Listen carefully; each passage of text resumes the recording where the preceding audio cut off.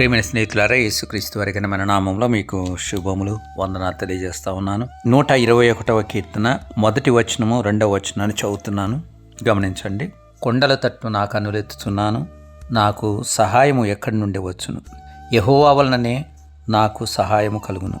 ఆయన భూమి ఆకాశములను సృజించినవాడు. ఇది యాత్రా కీర్తనలో ఒక కీర్తనగా భావించబడతా ఉంది. అవసరమైనప్పుడు మనకు సహాయం చేసేవాళ్ళు ఎవరైనా ఉన్నారా అని వెతకటం సామాన్యంగా జరుగుతూ ఉంటుంది.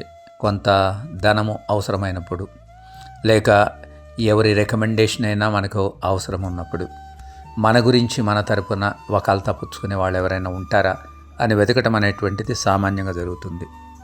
మనకు పరిచయస్తులు, మనకు సమీప బంధువులు, మన ఇంటివారు ఎవరి సహాయము మనకు వీలు కాగలదో అలాంటి వాళ్ళనంతా మనం సాధారణంగా సంప్రదిస్తూనే ఉంటాం. కానీ చాలా పర్యాయాలు వీరందరి నుండి మనకు సహాయము దొరకకపోవచ్చు. చాలా పర్యాయాలు గొప్పవారిని మనము సహాయం కొరకు వెతుకుతూ ఉంటాం. రాజకీయ నాయకుల్ని సహాయం కొరకు, వారి యొక్క పలుకుబడి ఉపయోగించి ఏదైనా పనులు జరిగించుకోవడానికి కొరకు మనం ప్రయత్నం చేస్తూనే ఉంటాం. కానీ ఈ యొక్క కీర్తనకారుడు అంటున్నాడు, నేను కొండల తట్టు నా కన్నులెత్తుతున్నాను, నాకు సహాయం ఎక్కడి నుండి వస్తుంది?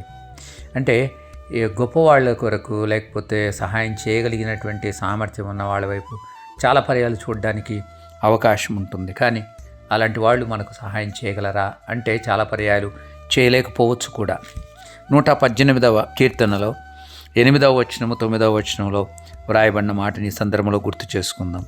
మనుషులను నమ్ముకొనుట కంటే యెహోవాను ఆశ్రయించుట మేలు, రాజులను నమ్ముకొనుట కంటే యెహోవాను ఆశ్రయించుట మేలు. అనగా మనుషులు కానివ్వండి, అధికారంలో ఉన్న రాజులు కానివ్వండి, సహాయం చేయడానికి ఆ దినాల్లో రాజులు అత్యున్నతమైనటువంటి స్థానంలో ఉండేటువంటి వాళ్ళు, వారు అనుకుంటే ఏదైనా చేయగలిగిన పరిస్థితి వాళ్ళకు ఉండేది. కానీ అలాంటి వాళ్ళు కూడా సహాయం చేయలేకపోవచ్చు. మనుషులు, మనం నమ్ముకున్నవారు మనకు సహాయం చేయకపోవచ్చు. కానీ ఆకాశంలో భూమిని కలగజేసినటువంటి దేవుణ్ణి మనం సహాయం కోరుకుంటే ఆయన తప్పకుండా మనకు సహాయం చేసేవాడన్న వాస్తవాన్ని దేవుని యొక్క వాక్యం మనకు గుర్తు చేస్తుంది. కాబట్టి మనుషుల మీద, తెలిసిన వారి మీద, లేకపోతే మనకు సహాయం చేయగలరని మనం భావించేటువంటి వారి మీద ఆధారపడకుండా దేవుని మీద పూర్తిగా ఆధారపడటానికి, ఆయనను ఆశ్రయించడానికి, ఆయనను నమ్మడానికి మనం నేర్చుకుందాం.